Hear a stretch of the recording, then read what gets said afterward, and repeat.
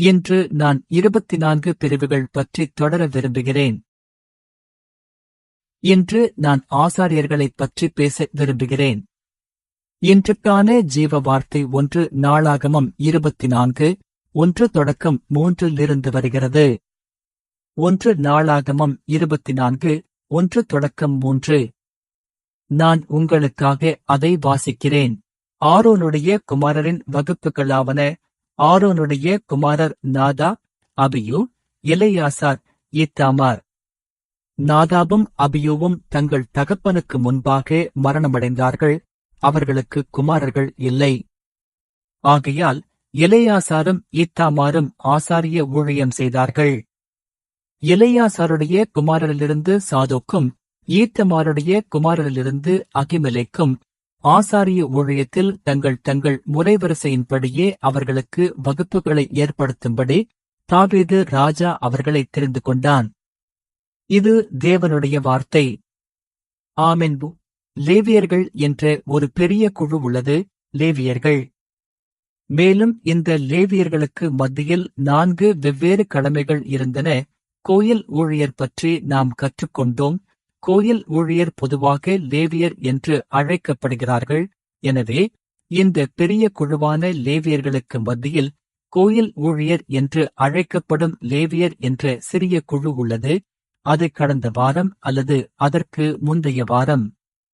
மேலும் இன்று நாம் ஆசாரியர்கள் என்று அழைக்கப்படும் இந்த குழுவை பற்றி பேசப் போகிறோம். எனவே ஆசாரியராக ஆவதற்கு என்ன முன்னிபந்தனை? ஆசாரியராக ஆவதற்கான நிபந்தனை என்ன? முதலில் அவர்கள் சரீரப்பிரகாரமான லேவியர்களாக இருக்க வேண்டும். ஆசாரியர்கள் லேவியர் கோத்திரத்தை தவிர வேறு எந்த கோத்திரத்திலிருந்தும் வர முடியாது. எனவே ஆசாரியராக ஆவதற்கு முதல் நிபந்தனை அவர்கள் லேவியர்களாக இருக்க வேண்டும். இரண்டாவது நிபந்தனை அவர்கள் ஆரோனின் குமாரர்களாக இருக்க வேண்டும். எனவே ஆசாரியரின் கடமை ஆரோனின் குடும்பத்திற்கு கொடுக்கப்பட்டது. மேலும் அந்த கடமை ஆரோனின் குமாரர்கள் மூலம் பாய்ந்தது. நீங்கள் யாத்திராகமம் 28:1 பார்த்தால், யாத்திராகமம் 28:1, நீ என் ஆசாரியனாயிருக்கும்படி உன் சகோதரனாகிய ஆரோனையும் அவனோடே கூட அவன் குமாரராகிய நாதாப், அபியூ, எலெயாசார், ஈத்தாமார் என்பவர்களையும் இஸ்ரவேல் புத்திரரிலிருந்து உன்னிடத்தில் சேர்த்துக் கொள்ளு. எனவே இந்த ஆரோனின் குமாரர்கள் 4 குமாரர்கள். ஆரோன் உட்பட அவர்கள் ஆசாரியர்களாக சேவை செய்ய வேண்டியவர்கள். அதன் பிறகு ஆரோனின் குமாரர்கள் அல்லது ஆரோனின் சந்ததியினர், நாம் சொல்லலாம், அவர்கள் ஆசாரியர்களாக சேவை செய்ய வேண்டும். மேலும் நீங்கள் 1 நாளாகமம் 24:2-3 படித்தால், 1 நாளாகமம் 24:2-3, நாதாபும் அபியூவும் தங்கள் தகப்பனுக்கு முன்பாக மரணமடைந்தார்கள். அவர்களுக்கு குமாரர்கள் இல்லை. ஆகையால் எலெயாசாரும் ஈத்தாமாரும் ஆசாரிய ஊழியம் செய்தார்கள். எனவே ஆரம்பத்தில் முதலில் 4 குமாரர்கள் இருந்தார்கள். ஆனால் அவர்களில் 2 மரித்துவிட்டார்கள். ஏனென்றால் கர்த்தர் அனுமதி அளிக்காத அக்கினியை அவர்கள் பயன்படுத்தினார்கள். அதனால் அவர்கள் மரித்தார்கள். எனவே ஆரோனுக்கு 2 குமாரர்கள் மட்டுமே எஞ்சியிருந்தார்கள். அவர்கள் எலெயாசார் மற்றும் ஈத்தாமார். எனவே இந்த 2 குடும்பங்களும், அதாவது வம்சாவளி, இஸ்ரவேலில் ஆசாரிய வம்சாவளியாக மாறியது. மேலும் வசனம் 3 கூறுகிறது, எலெயாசாருடைய குமாரரிலிருந்து சாதோக்கும், ஈத்தமாருடைய குமாரரிலிருந்து அகிமெலேக்கும். எனவே எலெயாசரின் வம்சாவளியிலிருந்து சாதோக் வெளியே வந்தார். மேலும் ஈத்தமாரின் வம்சாவளியிலிருந்து அகிமெலேக்கு வெளியே வந்தார். மேலும் அங்கிருந்து ஆசாரியர்களின் 24 பிரிவுகள் உருவாக்கப்பட்டன. மேலும் அவர்கள் அதன்படி சேவை செய்தார்கள். ஆனால் இந்த சாது பற்றி நான் பேச விரும்பும் ஒரு சுவாரஸ்யமான கதை என்னவென்றால், புதிய ஏற்பாட்டில் யூதர்களுக்கு மத்தியில் 2 முக்கிய குழுக்கள் இருந்தன என்பது உங்களுக்கு தெரியும்.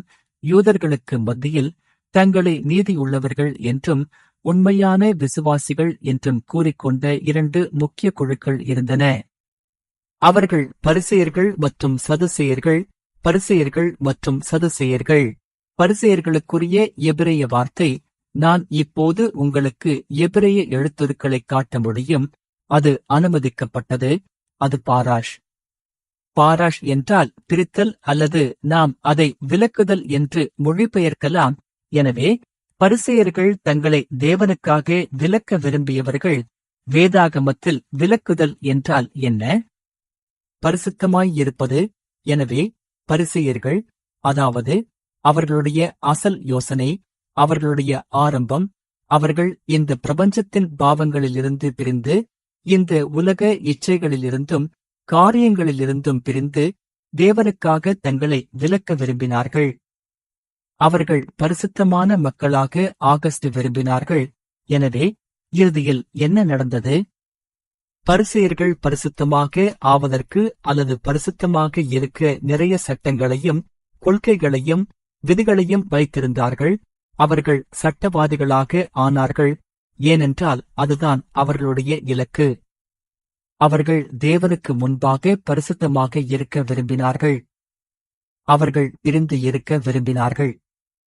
அவர்கள் விலகி இருக்க விரும்பினார்கள். எனவே தேவனுக்காக எப்படி பிரிவது, தேவனுக்காக எப்படி பரிசுத்தமாயிருப்பது, உங்கள் பரிசுத்தத்தை எப்படி நிலைநிறுத்துவது போன்ற பல விதிகளை அவர்கள் அமைத்தார்கள். அதனால் அவர்கள் சட்டவாதிகளாக ஆனார்கள்.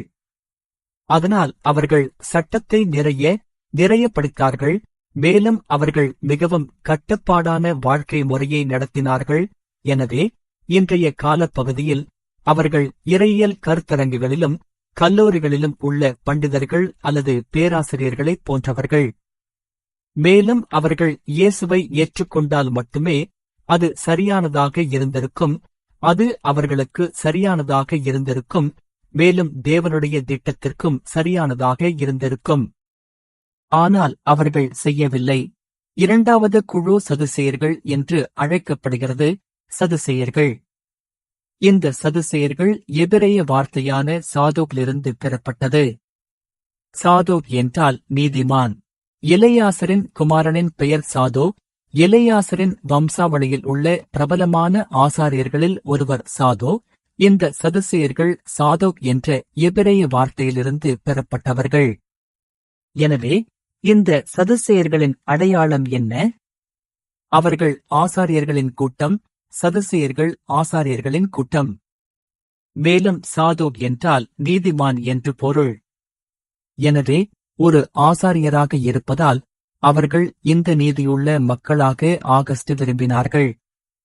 மேலும் அவர்கள் சாதோக்கின் சந்ததியினர், அல்லது நாம் சாதோக்கின் கீழ், சாதோக்கின் மக்கள் என்று சொல்லலாம். எனவே அவர்கள் சாதோக்கிலிருந்து வந்த மக்கள், சாதோக்கின் வம்சாவளியிலிருந்து வந்த மக்கள். இருப்பினும் யூத கலாச்சாரத்தில் உள்ள ஆசாரியர்கள் நாட்டின் தலைவர்கள் ஆவர்.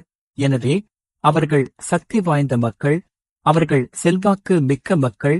மேலும் அவர்கள் மிகவும் பணக்காரர்களாகவும் இருந்தார்கள். எனவே இந்த சதுசேயர்கள் பரிசேயர்களுடன் ஒப்பிடும்போது அவர்கள் உயர்ந்த நிலையில் இருந்தார்கள். அவர்கள் உயர்நிலையில் இருந்தார்கள். மேலும் அவர்கள் அதிக பணக்காரர்கள். அவர்கள் அதிக பிரபலம் வாய்ந்தவர்கள். இருப்பினும் இயேசுவின் காலத்தில் அவர்கள் ஊழல் நிறைந்தவர்களாக ஆனார்கள். அவர்கள் ஆசாரிய பதவியை, பிரதான ஆசாரியர் பதவியை கூட வெற்று வாங்கினார்கள். எனவே இந்த ஊழல் காரணமாக சதுசேயர்கள் 3 விஷயங்களை நம்பவில்லை. அவர்கள் அனைவரும் யூதர்களிடமிருந்து வந்தவர்கள், அதே வம்சாவளி. ஆனால் அவர்கள் 3 விஷயங்களை நம்புவதை நிறுத்தினார்கள். அவை என்ன? முதல், உயிர்த்தெழுதலை அவர்கள் நம்பவில்லை. இரண்டாம், தேவதூதனை அவர்கள் நம்பவில்லை. மூன்றாம், ஆவியை அவர்கள் நம்பவில்லை. ஆனால் பரிசேயர்கள் நம்பினார்கள். எனவே ஒரு சுவாரஸ்யமான காட்சியை பார்க்க அப்போஸ்தலர் 23:6-9 ஐ பார்க்கலாம். அப்போஸ்தலர் 23:6-9. இந்த பரிசேயர்களும் சதுசேயர்களும் ஒன்றாகச் செல்லவில்லை. உயர் அதிகார குடும்ப வம்சாவளியைச் சேர்ந்த ஒருவரும், ஏழை ஆனால் தூய்மையான மற்றும் அறிஞர்களாக இருந்த ஒருவரும், அரசியல் பின்னணியைக் கொண்ட ஒருவரும், பணம் மற்றும் அதிகாரத்தைக் கொண்ட ஒருவரும், இந்த 2 குழுக்களும் உண்மையில் ஒன்றாகச் செல்லவில்லை. எனவே அப்போஸ்தலர் 23:6-9 நான் உங்களுக்காக வாசிக்கிறேன். அப்பொழுது அவர்களில் ஒரு பங்குக சதுசேயரென்றும் மற்றொரு பங்குக பரிசேயரென்றும் பவுல் அறிந்து, சகோதரரே, நான் பரிசேயனுடைய மகன், மரித்தோர் உயிர்த்தெழுவார்கள் என்னும் நம்பிக்கை நிமித்தம் நான் நியாயந்தீர்க்கப்படுகிறேன் என்று சர்வ சங்கத்தாருக்குள்ளே சத்தமிட்டான். அவன் இப்படிச் சொன்னபோது பரிசேயருக்கும் சதுசேயருக்குள்ளே வாக்குவாதம் உண்டாகி சபை இரண்டாகப் பிரிந்தது. சதுசேயரோ உயிர்த்தெழுதலும் இல்லை, தேவதூதனும் இல்லை, ஆவியும் இல்லை என்கிறார்கள். பரிசேயரோ அவ்விரண்டையும் ஒத்துக்கொள்கிறார்கள். அப்பொழுது பெரிய கூக்குரல் உண்டாயிற்று. பரிசேயரின் பகுதியிலுள்ள வேதபாரகரில் சிலர் எழுந்து வாதாடி, இந்த மனிதனிடத்தில் ஒரு குற்றத்தையும் காணோம். ஒருவேளை ஒரு ஆவி அல்லது ஒரு தேவதூதன் இவனுடனே பேசியிருக்கலாம் என்றார்கள். எனவே என்ன நடந்தது? பவுல் நியாயந்தீர்க்கப்பட்ட ஆலோசனை சங்கத்திற்கு கொண்டு வரப்பட்டார், ஒரு விசாரணைக்காக. மேலும் மக்களில் ஒரு பகுதியினர் பரிசேயர்கள், மற்றொரு பகுதியினர் சதுசேயர்கள் என்பதை அவர் உணர்ந்தார். எனவே பவுல் அதை அறிந்தவுடன் அவர் சொன்னார், சகோதரரே, நான் ஒரு பரிசேயன். மேலும் அவர் பரிசேயன் என்று சொன்னவுடன் பழைய பரிசேயர்கள் தற்காப்பு முறைக்கு திரும்பினார்கள். ஓ, இவர் நம்முடைய சகோதரர், இவரை சதுசேயர்களுக்கு கொடுத்துவிட முடியாது. எனவே இந்த பரிசேயர்கள் அனைவரும் பவுலுடன் சண்டையிடுவதை அல்லது பவுலை கேள்வி கேட்பதை அல்லது பவுலை சந்தேகிப்பதை நிறுத்தினார்கள். அவர் பரிசேயன் என்று சொன்னவுடன் இந்த பரிசேயர்கள் பவுலின் பாதுகாப்பாளர்களாக ஆனார்கள்.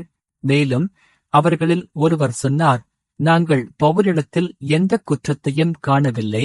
அவர்கள் இப்போது இந்த ஆலோசனை சங்கத்தில் பவுலை ஆதரித்து, நாங்கள் எந்த குற்றத்தையும் காணவில்லை, ஏனென்றால் இவர் ஒரு பரிசேயர். இவரை நீங்கள் எடுத்துச் செல்ல நாங்கள் அனுமதிக்க முடியாது. நாங்கள் இவரை ஆதரிப்போம். மேலும் இந்த நபர் சொன்ன ஒரு நகைச்சுவை இது என்று நான் நினைக்கிறேன். ஒருவேளை ஒரு ஆவி அல்லது ஒரு தேவதூதன் இவருடனே பேசியிருக்கலாம். அதாவது சதுசேயர்கள் நம்பாத விஷயங்கள் இவை. மேலும் இந்த பரிசேயர்கள் வேண்டுமென்றே நோக்கத்துடன் சதுசேயர்களை குத்தவும் பவுலை பாதுகாக்கவும் இந்த வார்த்தையை பயன்படுத்துகிறார்கள். அவர் கூறுகிறார், ஒருவேளை ஒரு ஆவி அல்லது ஒரு தேவதூதன் நீங்கள் நம்பாதவை பவுலை பார்க்க வந்து அவனுக்கு சில தரிசனங்களை கொடுத்திருக்கலாம். எனவே அவரிடம் சொல்ல ஏதாவது இருக்கிறது. அவர் பிரகடனம் செய்ய ஒரு தரிசனம் உள்ளது. பரிசேயர்களுக்கும் சதுசேயர்களுக்கும் இடையிலான உறவையும் அவர்கள் எங்கிருந்து வந்தார்கள் என்பதையும் புரிந்து கொள்வதற்காக மட்டுமே இது.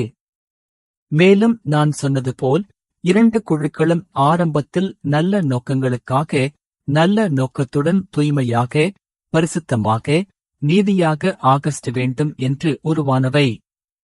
இருப்பினும் காலம் செல்லச் செல்ல ஊழல்களும் பாவங்களும் உள்ளே வந்தன, அல்லது பெருமை உள்ளே வந்தது. மேலும் அவர்களால் இயேசு கிறிஸ்துவை உணரவும் ஏற்றுக்கொள்ளவும் முடியவில்லை. அதற்காக இந்த இரண்டு நீதியுள்ள, ஆற்றல் வாய்ந்த, நீதியுள்ள மக்கள் தங்கள் இலக்கில் தோல்வியடைந்தார்கள். மேலும் இயேசு கிறிஸ்துவை எதிர்ப்பவர்களாக அறியப்பட்டார்கள். சரி, இப்போது நாம் மீண்டும் ஆசாரியரிடம் செல்வோம். ஆசாரியன் என்பவன் சடங்குகளை அல்லது பலிகளை நடத்துபவன் என்று நாம் சொல்லலாம். ஆசாரியன் என்பவன் சடங்குகளை நடத்துபவன். ஆசாரியருக்குரிய எபிரேய வார்த்தை கோஹன் ஆகும்.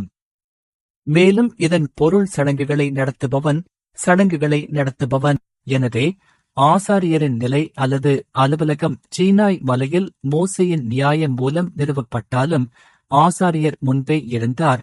தேவனுக்கு பலியை நடத்தியவர் ஆசாரியராக கருதப்பட வேண்டும்.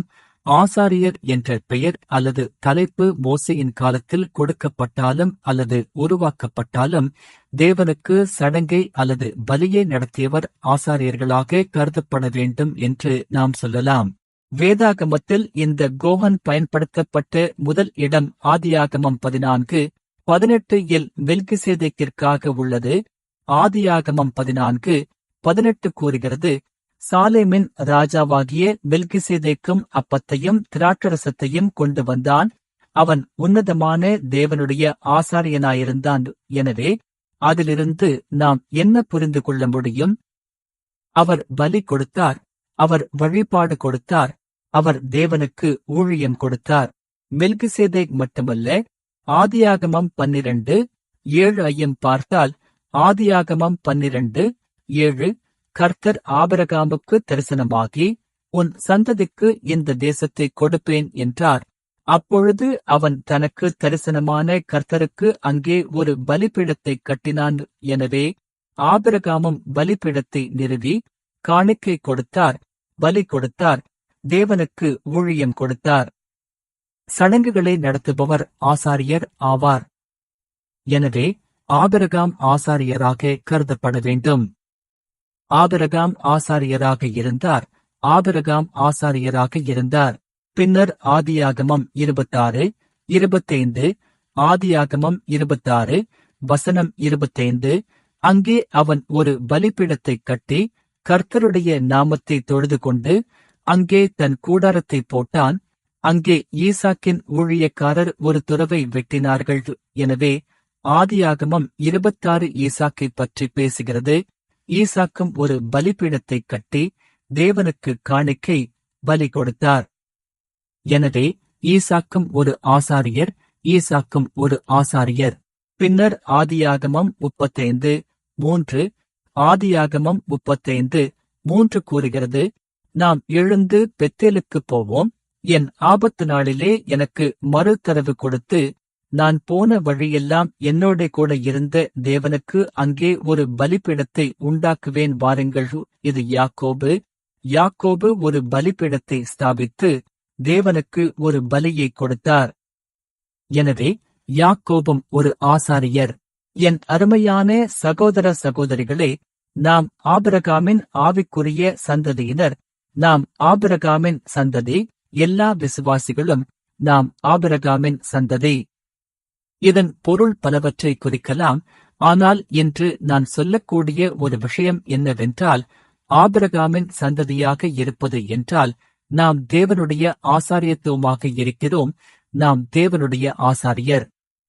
ஏனென்றால் ஆபிரகாம் ஆசாரியராக இருந்தார். மேலும் ஆசாரியர் அவருடைய இரத்த வம்சாவளி மூலம் மட்டுமே அனுப்பப்படுகிறார். ஆபிரகாமின் சந்ததியினர் மட்டுமே ஆசாரியர்களாக ஆக முடியும். அப்படித்தான் தேவன் லேவியர்களை ஸ்தாபித்தார். அதாவது நீங்கள் ஒரு லேவியராக இருக்கும் வரை நீங்கள் லேவியர்களாக ஆகலாம். ஆனால் ஆசாரியர், நீங்கள் ஆரோனின் சந்ததியாக இருக்க வேண்டும். ஆனால் நாம் பார்க்க முடியும், ஆபிரகாம் ஆசாரியராக இருந்தார். மேலும் ஆபிரகாமின் சந்ததியினர் அனைவரும் ஆசாரியர்களாக இருந்தார்கள் என்று நாம் பார்க்க முடியும். எனவே நாம் இன்று வேதாகமம் சொல்வது போல் ஆபிரகாமின் சந்ததியாக இருந்தால் நாம் ராஜரீக ஆசாரியத்துவம் என்று அழைக்கப்படுகிறோம்.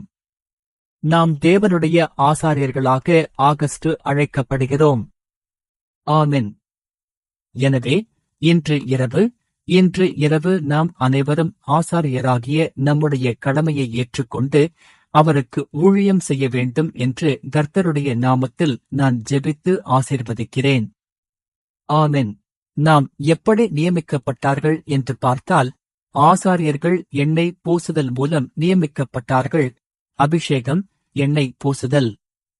மேலும் எண்ணெய் பூசுதல் சடங்கின் பெயர் என்ன? பட்டாபிஷேகம். ஒரு கடமை தாங்கியை அல்லது அலுவலக தாங்கியை ஸ்தாபிக்க நாம் அதை பட்டாபிஷேகம் என்று அழைக்கிறோம். நோய்வாய்ப்பட்டவர்களை குணப்படுத்த நாம் அதை அபிஷேகம் அல்லது எண்ணெய் பூசுதல் என்று அழைக்கிறோம். இருப்பினும் ஒரு கடமை தாங்கியை அல்லது அலுவலக தாங்கியை ஸ்தாபிக்க நாம் அதை பட்டாபிஷேகம் என்று அழைக்கிறோம். எனவே இந்த ஆசாரியர்கள் பட்டாபிஷேகம் மூலம் நியமிக்கப்பட்டார்கள். நம்முடைய சபையில், கொரிய பிரெஸ்பிடேரியன் சபையில் இந்த பட்டாபிஷேகத்தை பெற 3 நிலைகள் உள்ளன. அவை போதகர், மூப்பர் மற்றும் 3வதாக பட்டாபிஷேகம் செய்யப்பட்ட உதவிக்காரர். பிரெஸ்பிடேரியன் சபையில் 2 வெவ்வேறு உதவிக்காரர்கள் உள்ளனர் என்பதை நான் ஏற்கனவே விளக்கினேன் என்று நினைக்கிறேன். பட்டாபிஷேகம் செய்யப்பட்ட உதவிக்காரர், அவர் பட்டாபிஷேகத்தை பெறுவார். ஆனால் மற்றொரு சாதாரண உதவிக்காரர் இருக்கிறார், அல்லது நாம் அதை சாதாரண உதவிக்காரர் என்று அழைக்கலாம். சாதாரண உதவிக்காரர் என்றால் ஒவ்வொரு வருடமும் அவர் ஒரு உதவிக்காரராக நியமிக்கப்பட வேண்டும். அதே சமயம் பட்டாபிஷேகம் செய்யப்பட்ட உதவிக்காரர் அவர் என்றென்றும் உதவிக்காரர். பட்டாபிஷேகம் என்றால் நித்தியமானவர் என்று பொருள். பட்டாபிஷேகம் என்றால் முடிவு வரை. எனவே ஒரு மூப்பர் பதவியை பெற்றவுடன் அவர் பட்டாபிஷேகத்தை பெற்றதால் மூப்பர் என்றென்றும் நிலைத்திருக்கிறார். போதகரைப் போலவே நான் சபைக்காக வேலை செய்கிறேனா என்பதை பொருட்படுத்தாமல் அந்த போதகர் என்ற பெயர், அந்த தலைப்பு என்றென்றும் என்னுடன் இருக்கிறது. ஏனென்றால் அது பட்டாபிஷேகம் மூலம் கொடுக்கப்பட்டது. பட்டாபிஷேகம் என்றால் ஒருவன் தேவனுடைய வேலையை என்றென்றும் செய்ய தேவனுக்கு கொடுக்கப்பட்டான் என்று பொது அறிவிப்பு. ஆனால் நாம் சரீர பிரகாரமான பட்டாபிஷேகத்தை பற்றி பேசும்போது போதகர், மூப்பர் மற்றும் பட்டாபிஷேகம் செய்யப்பட்ட உதவிக்காரர் என்று நாம் சொல்லலாம். ஆனால் ஆவிக்குரிய பட்டாபிஷேகத்திற்கு வரும்போது வேதாகமம் நாம் தேவனுடைய ராஜரீக ஆசாரியத்துவம் என்று கூறுகிறது. எனவே நாம் ஆசாரியர்களாக இருந்தால் நாம் எப்படி ஆசாரியர்களாக ஆனோம்? பட்டாபிஷேகம் மூலம். எனவே மூப்பர்கள் ஆவிக்குரிய பட்டாபிஷேகத்தை பெறுகிறார்கள் என்று நான் நம்புகிறேன். மேலும் சாதாரண மக்கள், விசுவாசிகள், எந்த கிறிஸ்தவர்களும் ஆவிக்குரிய பட்டாபிஷேகத்தை பெறுகிறார்கள். பட்டாபிஷேகம் இல்லாமல் நாம் ஆசாரியராக ஆகஸ்ட் முடியாது. ஆனால் வேதாகமம் நாம் ராஜரீக ஆசாரியத்துவமாக இருக்க தேவன் அழைத்தார் என்று கூறுகிறது.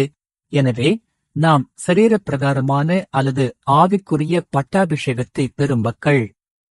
ஆமென். எனவே பட்டாபிஷேகம் என்றால் நாம் என்றென்றும் தேவனுக்காக வேலை செய்ய வேண்டும், முடிவு வரை, நம்முடைய வாழ்க்கை முடியும் வரை. அதுவரை நம்முடைய ஒரே கடமை, நம்முடைய முக்கிய கடமை அவருக்கு ஊழியம் செய்வது. நாம் ஆன் மற்றும் ஆகஸ்ட் இருக்க முடியாது. சுமார் 3 வருடங்கள் நான் அவருக்கு ஊழியம் செய்வேன். ஆனால் அடுத்த 4 வருடங்கள், நான் சோர்வாக இருக்கிறேன், எனக்கு சலிப்பாக இருக்கிறது, நான் அவருக்கு ஊழியம் செய்ய மாட்டேன். அது ஆசாரியர்களுக்கு சாத்தியமில்லை. அது பட்டாபிஷேகம் செய்யப்பட்டவர்களுக்கு சாத்தியமில்லை. நாம் பட்டாபிஷேகம் செய்யப்பட்டவுடன் நாம் விரும்பினாலும் விரும்பாவிட்டாலும் இப்போது முதல் நாம் என்றென்றும் தேவனுடைய ஊழியர்கள். நாம் என்றென்றும் தேவனுடைய ஊழியர்கள். எனவே யாத்திராகமம் 28:41 ஐ பார்ப்போம். யாத்திராகமம் 28:41 கூறுகிறது, உன் சகோதரனாகிய ஆரோன் மேலும் அவனோடிருக்கும் அவன் குமாரர் மேலும் அவைகளை தரிப்பித்து அவர்களை அபிஷேகம் பண்ணி பிரதிஷ்டை செய்வாக. அவர்கள் எனக்கு ஆசாரியராய் ஊழியம் செய்வார்கள். எனவே ஆசாரியர்கள் அபிஷேகம் செய்யப்பட்டு பட்டாபிஷேகம் செய்யப்பட்டார்கள் என்று நாம் பார்க்க முடியும். எனவே அவர்கள் என்றென்றும் தேவனுக்கு ஊழியம் செய்வதால் பட்டாபிஷேகம் செய்யப்பட்ட மக்களுக்கு ஒரு சிறப்பு பிரதிஷ்டை தேவை. சிறப்பு பிரதிஷ்டை. எனவே இந்த பிதாவாகிய தேவனுக்கு முன்பாக இந்த பரிசுத்தத்தையும் பிரதிஷ்டையையும் அல்லது சுத்தத்தையும் நிலைநிறுத்த ஆசாரியன் தங்களைத் தாங்களே சுத்திகரிக்கும் மிக தீவிரமான பரிசோதனை மற்றும் மிக தீவிரமான செயல்முறை மூலம் செல்ல வேண்டும். அவற்றில் சிலவற்றைப் பற்றி நான் பேசுவேன். முதலில் திருமணத்தை பொறுத்தவரை. திருமணத்தை பொறுத்தவரை அவர்கள் மிகவும் விசித்திரமானவர்கள். திருமணத்திற்கு அவர்கள் மிகவும் விசித்திரமான அமைப்பையும் விதியையும் வைத்திருக்கிறார்கள். எனவே லேவியராகமம் 21:7-8 ஐ பார்ப்போம். லேவியராகமம் 21:7-8 அவர்கள் வேசியாகிய ஸ்திரியையும் பங்கம் வந்த ஸ்திரியையும் தங்கள் புருஷனால் தள்ளப்பட்ட ஸ்திரியையும் விவாகம் பண்ணலாகாது. அவன் தன் தேவனுக்கு பரிசுத்தமானவன். அவன் தன் தேவனுடைய அப்பத்தை பலியிடுகிறபடியால் நீ அவனை பரிசுத்தமென்று நினைக்க கடவாய். உங்களை பரிசுத்தமாக்குகிற கர்த்தராகிய நான் பரிசுத்தமானவர். எனவே ஒரு ஆசாரியன் திருமணம் செய்து கொள்ள முடியாது என்று வேதாகமம் கூறுகிறது. நீங்கள் ஆசாரியராக இருக்கும் வரை நீங்கள் திருமணம் செய்து கொள்ள முடியாது. இந்த மக்கள் முதலாவது வேசி. எபிரேய வார்த்தை சோனா அல்லது ஹரோத். மேலும் ஹரோத் என்பவள் தன் உடலை விற்று மற்றவர்களுடன் உறவு கொண்டு பணம் சம்பாதிப்பவள். அவர்கள் தங்கள் உடலை விற்று பணம் சம்பாதிப்பவர்கள், எனவே அவர்கள் வேசி. இரண்டாவது பங்கம் வந்த ஸ்திரீ. எபிரேய வார்த்தை கலால் கலால் என்றால் குத்தப்பட்டது என்று பொருள். அதன் பொருள் தீட்டுப்படுத்தப்பட்டது. எனவே பங்கம் வந்த ஸ்திரீ. எனவே அவர்கள் தங்கள் உடலை விற்று பணம் சம்பாதிக்கவில்லை. ஆனால் இவள் தன்னுடைய இன்பத்திற்காக மற்றவர்களுடன் உறவு கொள்கிறாள். எனவே ஒரு பங்கம் வந்த ஸ்திரீ கலால் என்றால் குத்தப்பட்டது மற்றும் அவர்கள் தீட்டுப்படுத்தப்பட்டவர்கள். எனவே விலக்கப்பட்ட பாலியல் உறவைச் செய்தவள். விலக்கப்பட்ட பாலியல் உறவைச் செய்தவள். மூன்றாவது குழு, மூன்றாவது நபர், ஸ்திரீ தள்ளப்பட்ட ஸ்திரீ. எபிரேய வார்த்தை காராஷ். எனவே இங்கே வரும்போது நமக்கு ஒரு கேள்வி எழுகிறது என்று நான் நினைக்கிறேன்.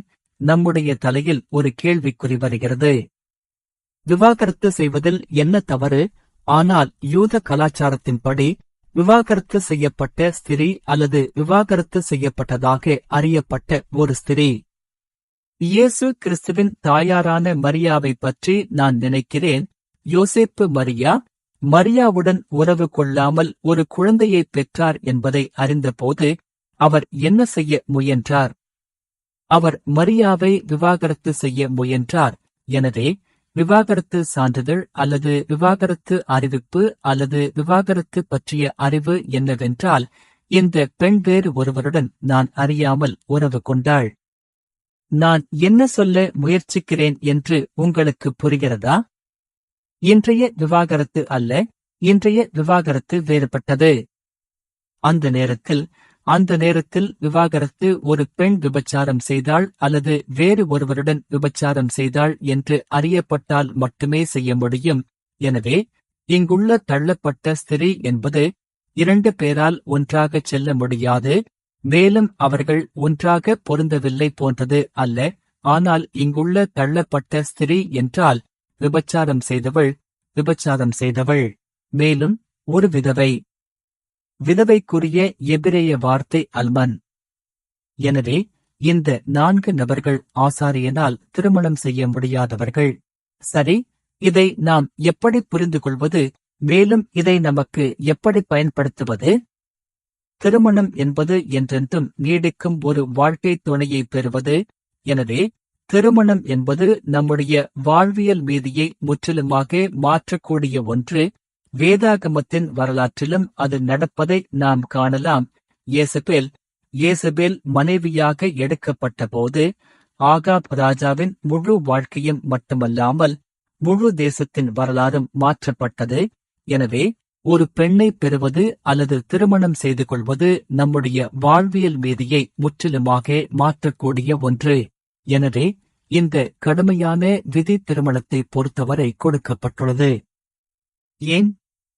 தங்கள் உடலையும் தங்கள் வம்சாவளியையும் முடிந்தவரை சுத்தமாகவும் தூய்மையாகவும் வைத்திருக்க நான் முன்பு சொன்னது போல் ஆசாரியரின் கடமை இந்த வம்சாவளி மூலம், இந்த இரத்த வம்சாவளி மூலம் சுதந்திரிக்கப்படுகிறது.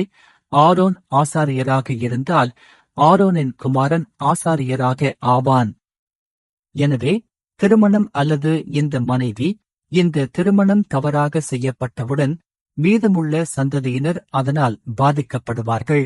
அதாவது சுத்தமான நீர் இருந்தால் யாரோ ஒருவர் அசுத்தமான நீர் அல்லது அசுத்தமான ஒரு துளி அல்லது அசுத்தமான நீரின் ஒரு துளியை அதில் போட்டால் அந்த நேரம் முதல் மீதமுள்ள நீர் அசுத்தமாகிவிடும். தீட்டுப்படுத்தப்பட்டது, அசுத்தமானது. அதே வழியில் தேவன் கூறினார், எனக்கு ஆசாரியராக ஊழியம் செய்ய நீங்கள் உங்கள் இரத்த வம்சாவளியை சுத்தமாகவும் தூய்மையாகவும் வைத்திருக்க வேண்டும், முடிந்தவரை சுத்தமாகவும் தூய்மையாகவும். எனவே இது ஆரோனுக்கு மட்டுமல்ல, ஏனென்றால் நாமும் இந்த சரீரப்பிரகாரமான மற்றும் ஆவிக்குரிய பட்டாபிஷேகத்தை பெறும் மக்கள். நாம் தேவனுடைய ஆசாரியர்களாக இருக்க அழைக்கப்படும் மக்கள். எனவே தேவன் நம்மை முற்றிலுமாக அசுத்தப்படுத்தக்கூடிய அல்லது தீட்டுப்படுத்தக்கூடிய விஷயங்களிலிருந்து விலகி இருக்க கேட்கிறார். உங்கள் வாழ்க்கையில் உங்கள் வாழ்க்கையை பாருங்கள், மேலும் சுற்றி பாருங்கள். உங்களை முற்றிலுமாக மாற்றக்கூடிய விஷயங்கள் என்ன? உங்களை முற்றிலுமாக தீட்டுப்படுத்தக்கூடிய அல்லது ஊழல் செய்யக்கூடிய விஷயங்கள் என்ன? மேலும் தேவன் சொல்கிறார், அந்த விஷயங்களிலிருந்து விலகி இருங்கள். இந்த விஷயங்களைப் பற்றி விழிப்புடன் இருங்கள். மேலும் அதில் கவனமாக இருங்கள். அவற்றை உங்கள் வாழ்க்கைக்குள் வரவிடாதீர்கள். ஆதாமிற்கு தேவன் சொன்னார், நன்மை தீமை அறியத்தக்க விருட்சத்தின் கனியை புசிக்க வேண்டாம். ஏன்? ஏனென்றால் அது அவரை முற்றிலுமாக மாற்றக்கூடும். அந்த ஒரு விஷயம் ஆதாம் யார் என்பதை முற்றிலுமாக மாற்றக்கூடும். அதனால்தான் தேவன் புசிக்க வேண்டாம், கவனமாக இருங்கள், புசிக்க வேண்டாம் என்று சொன்னார். மேலும் அவர் அதை புசித்தபோது என்ன நடந்தது? அவர் மாற்றப்பட்டார், அவர் ஊழல் செய்யப்பட்டார், அவர் தீட்டுப்படுத்தப்பட்டார். எனவே தேவன் கேட்கிறார், நீங்கள் ஆசாரியர்களாக பட்டாபிஷேகம் செய்யப்பட்ட மக்களாக இருக்க விரும்பினால் உங்களை முற்றிலுமாக மாற்றக்கூடிய இந்த விஷயங்களைப் பற்றி கவனமாக இருங்கள். உங்களை முற்றிலுமாக ஊழல் செய்ய முடியும். உங்களை முற்றிலுமாக தீட்டுப்படுத்த முடியும். நான் திருமணம் பற்றி பேசவில்லை. நான் அந்த நேரத்தில் பெண்ணை பற்றி பேசவில்லை. நான் வேறு ஒன்றைப் பற்றி பேசுகிறேன். தேவன் சொல்கிறார், இது உங்களை மாற்றக்கூடியது அல்லது உங்களை முற்றிலுமாக தீட்டுப்படுத்தக்கூடியது என்றால் அதைப் பற்றி விழிப்புடன் இருங்கள். அருகில் வரவேண்டாம். உங்கள் காதுகளை கொடுக்காதீர்கள். உங்கள் இருதயத்தை கொடுக்காதீர்கள். கவனமாக இருங்கள். அதுதான் ஆசாரியன் செல்ல வேண்டிய முதல் விஷயம் மற்றும் பிரதிஷ்டை. எனவே என் அருமையான சகோதர சகோதரிகளே, நம்முடைய வாழ்க்கையில் நம்மை மாற்றக்கூடிய, நம்மை முற்றிலுமாக ஊழல் செய்யக்கூடிய விஷயங்கள் என்ன என்பதைப் பற்றி நாமும் விழிப்புடன் இருக்க வேண்டும். மேலும் இதுதான் என்று நாம் அறிந்தால் நாம் விழிப்புடன் இருக்க வேண்டும். மேலும் நம்முடைய காதுகளையோ இருதயத்தையோ கொடுக்கக்கூடாது. இந்த விஷயங்களுக்கு நம்மை நாமே கொடுக்கக்கூடாது. அதுதான் முதல் விஷயம். இரண்டாவது, சுத்திகரிப்புச் சடங்கு. எண்ணாகமம் 19:11-13. எண்ணாகமம் 19:11-13 கூறுகிறது, மனுஷருடைய சவத்தைத் தொடுகிறவன் 7 நாள் தீட்டாயிருக்க கடவன். அவன் 3ஆம் நாளிலும் 7ஆம் நாளிலும் தன்னை சுத்திகரித்துக் கொள்ள கடவன். அப்பொழுது அவன் சுத்தமாயிருப்பான்.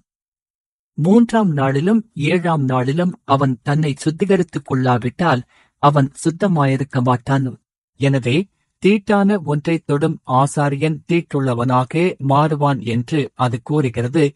தீட்டான ஒன்றைத் தொடும் ஆசாரியன் தீட்டுள்ளவனாக மாறுவான். மேலும் இந்த தீட்டின் உதாரணம் பிணம், மரித்தவன்.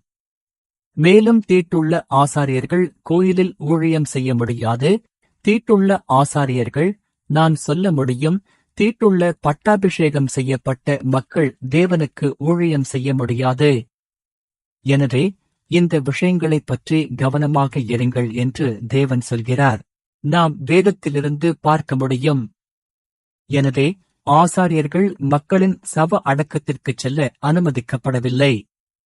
ஆசாரியர்கள் அனுமதிக்கப்படவில்லை. அவர்கள் தொட அனுமதிக்கப்படவில்லை. அவர்கள் ஒரே அறையில் கூட அனுமதிக்கப்படவில்லை.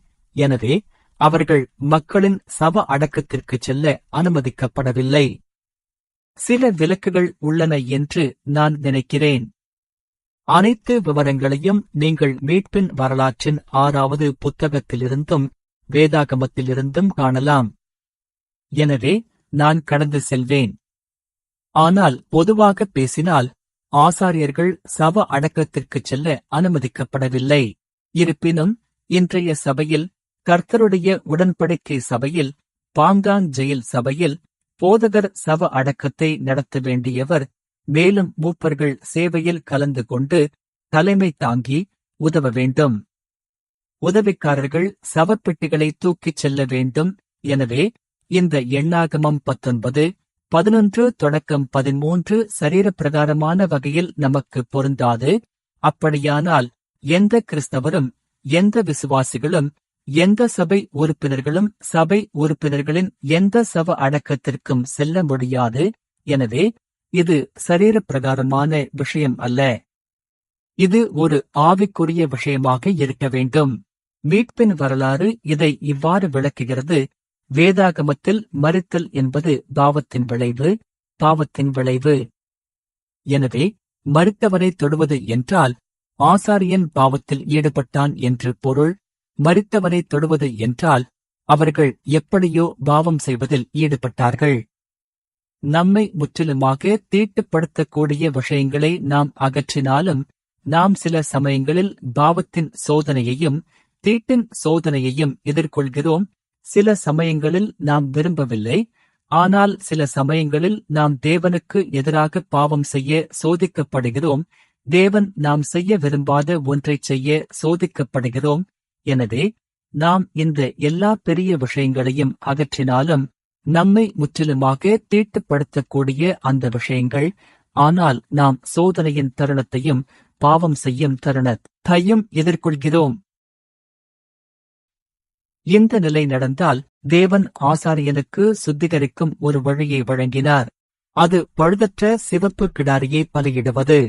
நீங்கள் எண்ணாகமம் 19:2 பார்த்தால், எண்ணாகமம் 19:2 கர்த்தர் கட்டளையிட்ட நியாயப்பிரமாண சட்டம் என்னவென்றால், பழுதற்றதும் ஊனமில்லாததும் ஒருபோதும் நுகம் பூட்டப்படாததுமான சிவப்பு கிடாரியை உன்னிடத்தில் கொண்டுவரச் சொல்லும்படி இஸ்ரவேல் புத்திரரோடே பேசு. எனவே ஆசாரியன் எப்படியோ இந்த தருணத்தை எதிர்கொண்டு எப்படியோ படத்தை தொட்டால் தேவன் சொல்கிறார், நீங்கள் சுத்திகரிக்கப்படுவது இப்படித்தான். நீங்கள் பழுதற்ற சிவப்பு கிடாரியை கொண்டு வாருங்கள்.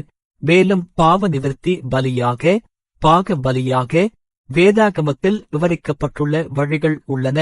மேலும் 6வது புத்தகத்திலும் நன்றாக விளக்கப்பட்டுள்ளது. எனவே நடைமுறை வழிகள் என்ன என்பதை புரிந்து கொள்ள புத்தகத்தை படிக்குமாறு நான் பரிந்துரைக்கிறேன்.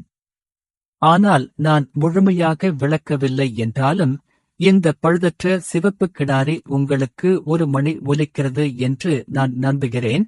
அது இயேசு கிறிஸ்துவை நமக்கு நினைவூட்டுகிறது. பழுதற்ற இயேசு கிறிஸ்து பாவமில்லாதவர். அவர் நம்முடைய பாவங்களுக்காக பலியானார்.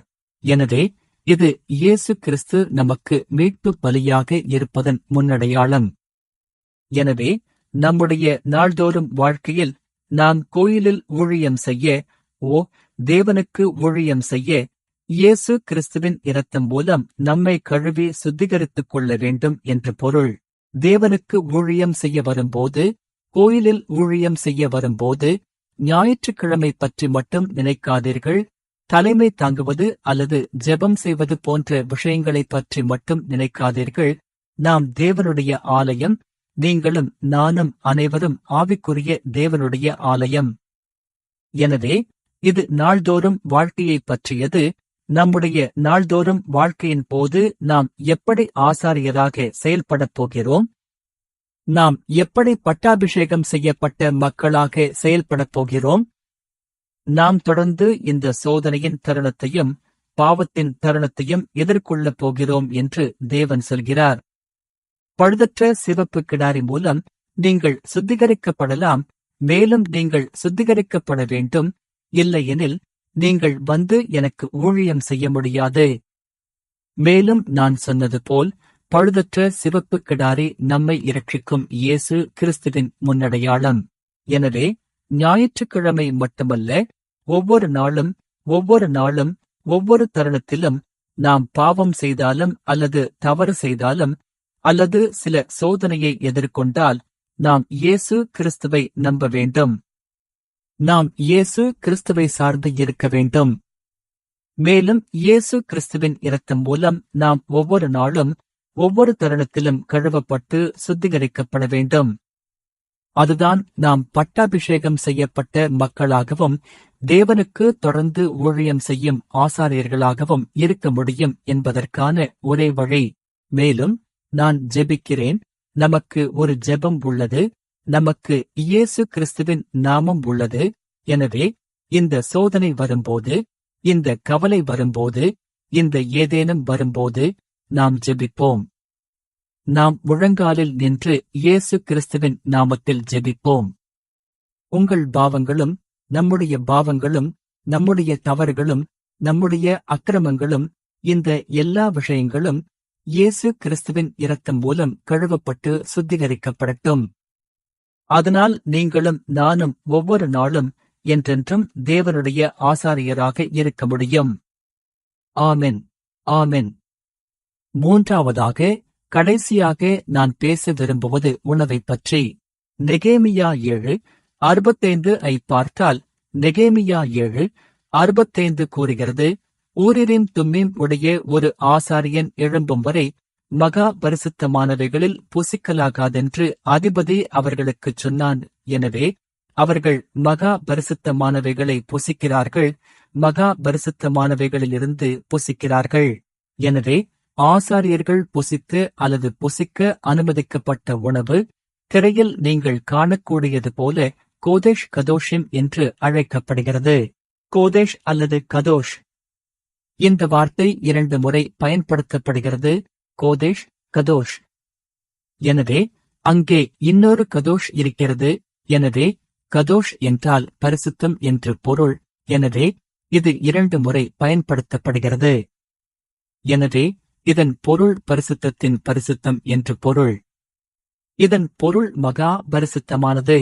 நாம் சந்திப்புக் கூடாரத்தில் உள்ள இடத்தைப் பற்றி பேசுகிறோமா? அங்கே ஒரு பரிசுத்த ஸ்தலமும் மகா பரிசுத்த ஸ்தலமும் உள்ளது, அல்லது ஒரு பரிசுத்த ஸ்தலமும் பரிசுத்தத்தின் பரிசுத்தமும் உள்ளது? இல்லை. ஆசாரியர்கள் புசிக்க அனுமதிக்கப்பட்ட உணவைப் பற்றி நாம் பேசிக் கொண்டிருந்தோம். உணவே மகா பரிசுத்தமானது என்று அழைக்கப்படுகிறது. உணவே பரிசுத்தத்தின் பரிசுத்தம் என்று அழைக்கப்படுகிறது. ஆசாரியன் மகா பரிசுத்தமானதை, பரிசுத்தத்தின் பரிசுத்தத்தை புசிக்க வேண்டும்.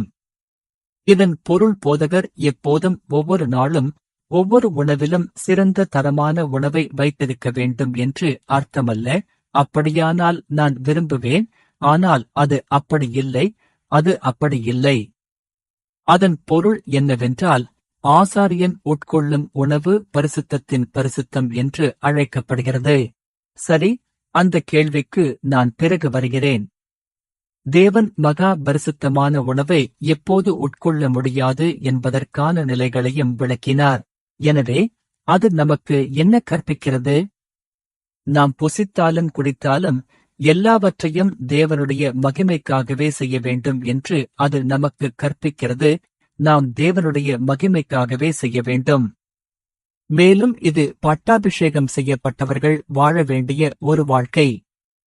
நான் பேசும் முக்கிய கருத்து என்னவென்றால், பட்டாபிஷேகம் செய்யப்பட்ட மக்கள், ஆசாரியர், தேவனுடைய ஊழியர் என்பது ஞாயிற்றுக்கிழமை விஷயமல்ல. இது ஒரு முறை மற்றும் 7 நாட்களில் நடக்கும் விஷயமல்ல. நீங்கள் கோயிலில், சபையில் இருக்கும்போது மட்டும் அல்ல. இது நாள்தோறும் நடக்கும் விஷயம்.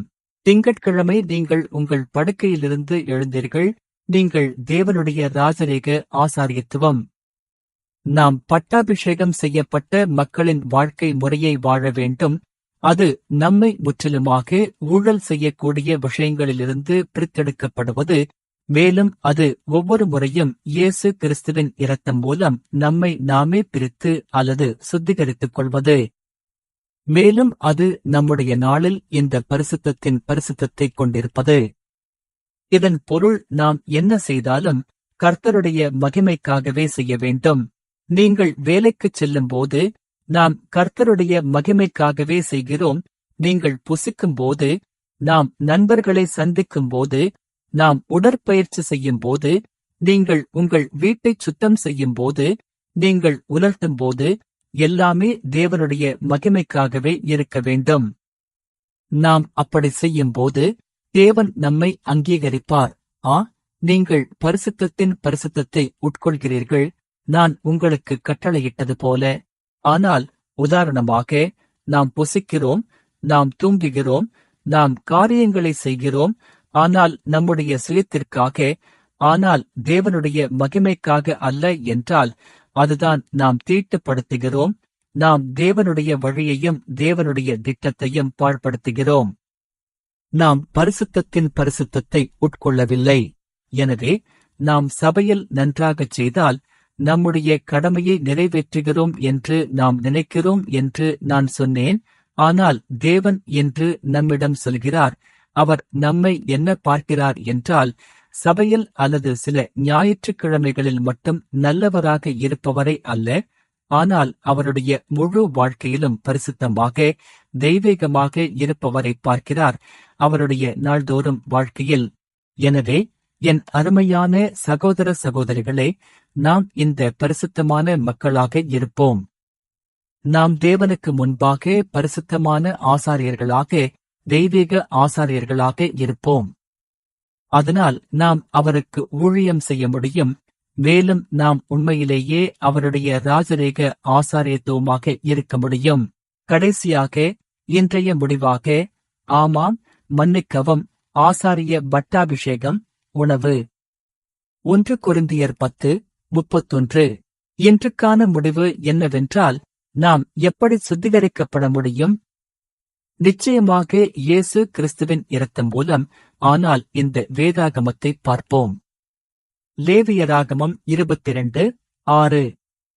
லேவியராகமம் 22:6 கூறுகிறது, அப்படிப்பட்டதை தொட்டவன் எவனும் மாலை மட்டும் தீட்டாயிருக்க கடவன், அவன் தண்ணீரினால் தன் சரீரத்தை கழுவினாலொழிய பரிசுத்தமானவைகளில் புசிக்கலாகாது.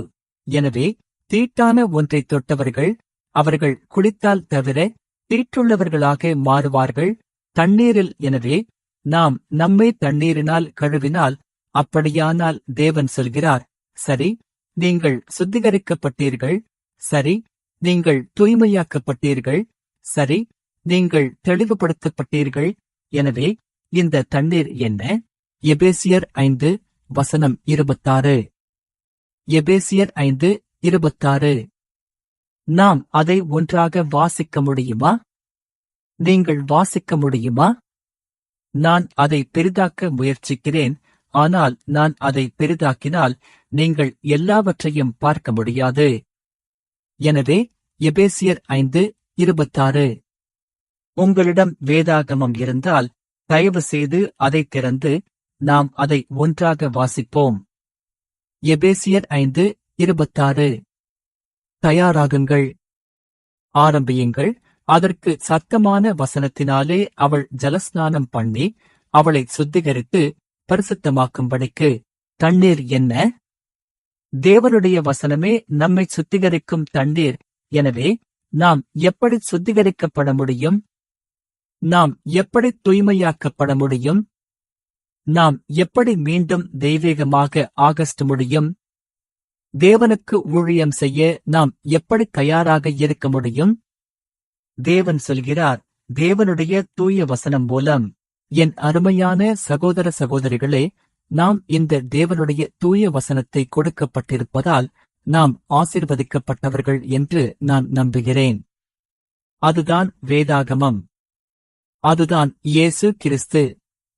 மேலும் மீட்பின் வரலாற்றின் உதவியுடன் நாம் வேதாகமத்தை மேலும் புரிந்து கொள்ள முடியும். நாம் தேவனுடைய வசனத்தை மேலும் புரிந்து கொள்ள முடியும். மேலும் தேவனுடைய வசனத்தை புரிந்து கொள்வதன் மூலம் நீங்களும் நானும் ஒரு ஆசாரியராக சுத்திகரிக்கப்பட்டு அவருக்கு ஊழியம் செய்ய தயாராக இருக்கிறோம் என்று நான் நம்புகிறேன். நாம் அவரிடம் செல்லவும், அவரை சந்திக்கவும், அவருக்கு முன்பாக ஊழியம் செய்யவுமே தயாராக இருக்கிறோம். எனவே நீங்கள் கடினமான நேரத்தில் இருந்தால், அல்லது நீங்கள் எப்படியோ அசுத்தமாகிவிட்டீர்கள் என்று நீங்கள் நினைத்தால், அல்லது நீங்கள் இந்த எல்லா சிரமங்களால் சூழப்பட்டிருந்தால், தயவு செய்து நினைவில் கொள்ளுங்கள். மேலும் நீங்கள் அவருக்கு ஊழியம் செய்ய தகுதியற்றவர் என்று நீங்கள் உணர்ந்தால், நாம் சுத்திகரிக்கப்படலாம், நாம் தேவனுடைய வசனத்தால் கழுவப்படலாம் என்பதை தயவு செய்து நினைவில் கொள்ளுங்கள். தேவனுடைய வசனம். சங்கீதம் 11:9 அதே காரியத்தை பேசுகிறது. சங்கீதம் 11:9 வாலிபன் தன் வழியை எதனால் சுத்தமாக்குவான்? உம்முடைய வசனத்தின்படி தன்னை காத்துக் கொள்ளுகிறதுனாலேயே உம்முடைய வசனம். என் அருமையான சகோதர சகோதரிகளே, நாம் உம்முடைய வசனத்தை காத்துக்கொள்வோம். நாம் அவருடைய வசனத்தை பின்பற்றுவோம். நாம் அவற்றை நம்முடைய இருதயத்தில் வைத்திருப்போம். நாம் அவற்றை நம்முடைய நாள்தோறும் வாழ்க்கையில் வைத்திருப்போம். அதனால் உங்கள் வாழ்க்கையும் என் வாழ்க்கையும் நீங்கள் பரிசுத்தமாகவும் சுத்திகரிக்கப்பட்டதாகவும் தூய்மையாக்கப்பட்டதாகவும் மாறலாம். அதனால் நீங்களும் நானும் உண்மையிலேயே தூய ஆசாரியர், உண்மையான ஆசாரியர் என்று நம்முடைய பிதாவாகிய தேவனால் அங்கீகரிக்கப்படலாம். அவருக்கு ஊழியம் செய்ய முடியும். மேலும் பூமியில் அவருடைய திட்டத்தையும் அவருடைய சித்தத்தையும் நிறைவேற்ற முடியும். ஆமென், ஆமென்.